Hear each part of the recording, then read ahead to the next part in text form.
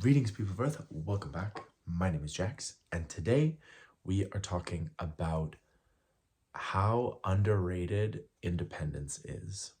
Um, I've been thinking a little bit about obviously being dependent on people and how that relates to my life, how that relates to Taoism, ancient Chinese philosophy, for those of you who are unaware, and how incredibly nice it is to be independent from everyone.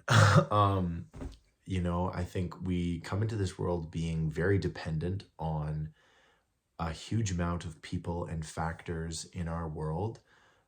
Many animals are actually born ready to go. They're off to the races. They don't need a parent. They're not being supervised. Um, Actually, I think a majority of species are not parented. I think just a lot of mammals parent their young. And in our society today, many people are dependent on others for their happiness, for their survival, for their daily life. And while it's okay to be dependent on people now and then, while it's okay to need somebody's help in a crisis or in a difficult situation, or to ask for advice or maybe a little bit of help, I think true independence is one of those things that it doesn't last forever. Eventually, you get old. Eventually, sickness comes in. Nobody can be independent forever. But I think while you can be independent, be self reliant as close as you can, obviously, you're always going to need help from different people or situations or institutions or whatever you want to call them. But I do firmly believe that genuine independence is so liberating, is so powerful, and the ability to just say to anybody, sorry, I don't need this, I can leave. That is really powerful. It is something that I have chased quite a lot of my life, and I feel like I have it in many ways now, especially emotionally. I think for so long I have wanted a partner to fill the void, to make me feel like something. And while I absolutely love my friends and family to death, and I love meeting new people and experiencing it, I also really love my independence. I love being able to go off to places that I want to go to. I like going to the gym at like 6 in the morning. I like just being me and getting to do the things that I want to do.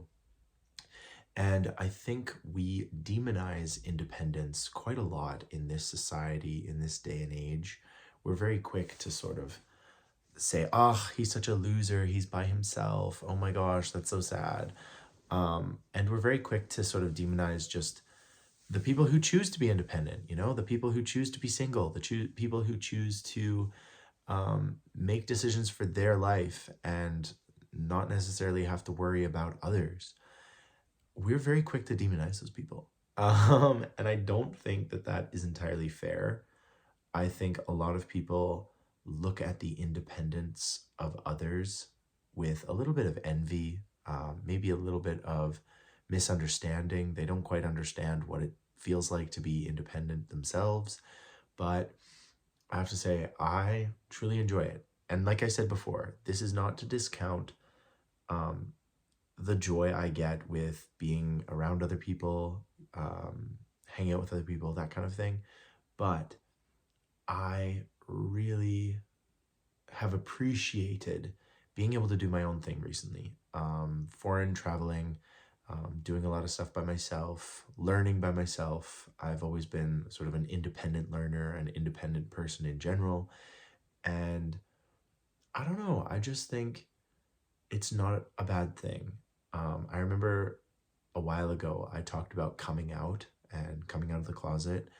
And one of the things that I still strongly stand by is you don't do that before you have your own independence.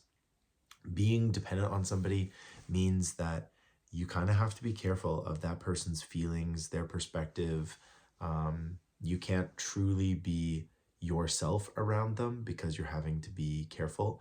And I mean, we're careful around other people in general, not just the people that we depend on, but we try and be on our best behavior when we're with our grandparents, and we try and not bring up certain things around certain friends because they might be offended or feel insecure or whatever.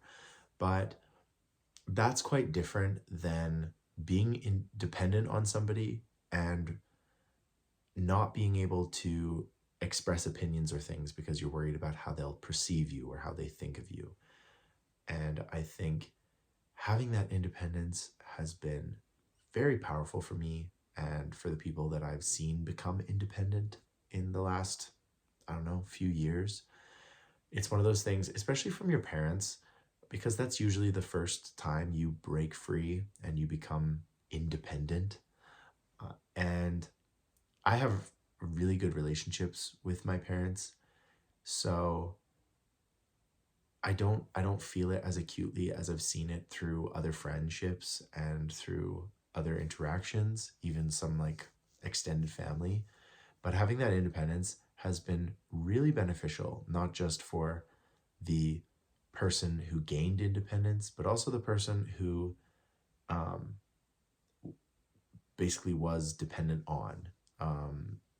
I think, again, like if you imagine like an empty nester, like a parent who has sort of said goodbye to their child and the child has gone off to like university or something, um, a lot of parents are sort of confronted with that and confronted with that idea of, oh man, now it's just me, or it's just me and my partner, and I'm no longer caring for this child that I've cared for the last 18 or 20 years. And those people are able to sort of embrace that kind of freedom. So I guess independence works both ways, because gaining independence from someone is also giving someone a bit more independence, because you're no longer um, solely focused on caring for the person. Wow, that's actually really interesting. I did not think of that while I was sort of scripting and figuring out what I wanted to say here. Interesting.